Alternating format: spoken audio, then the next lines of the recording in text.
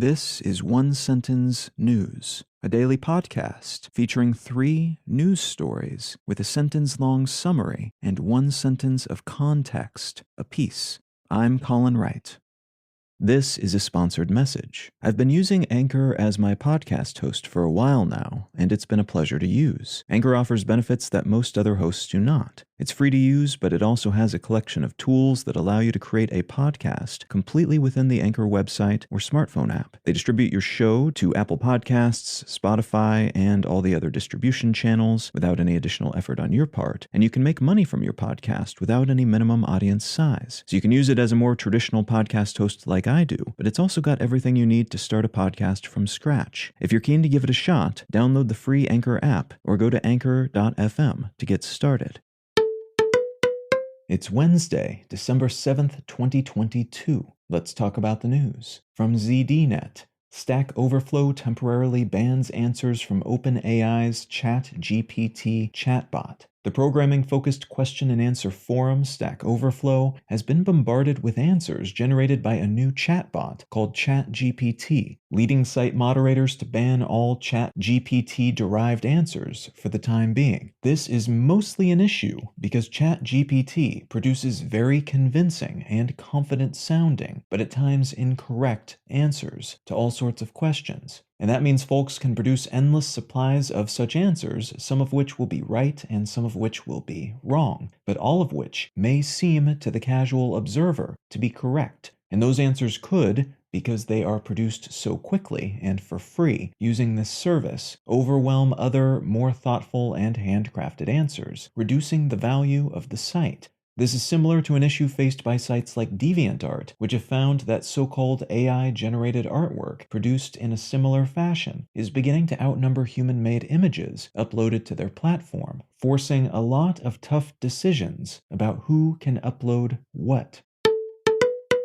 From CNET, Arizona is getting a big new chip fab. Taiwan Semiconductor Manufacturing Company, usually acronymed as TSMC, has announced that it's building a second chip-making facility in Phoenix, Arizona, meant to produce the most cutting-edge processors on the market. TSMC recently announced the construction of a chip fabrication plant in Phoenix that will churn out 5-nanometer semiconductors suitable for use with iPhones and other such devices. But this second chip facility will allow them to produce 4 and 3-nanometer chips, which are a lot more advanced, to the point that foreign governments like China getting their hands on too many of them is considered to be a national security issue, and concerns about a near-future Chinese invasion are reportedly part of why TSMC is building more output capacity in the United States. Though this development is also good news for tech companies like Apple, which are attempting to nearshore more of their production, and the burgeoning U.S. electric vehicle market, which is in the process of building a huge amount of infrastructure across the country, and which will need a whole lot of these sorts of chips to operate.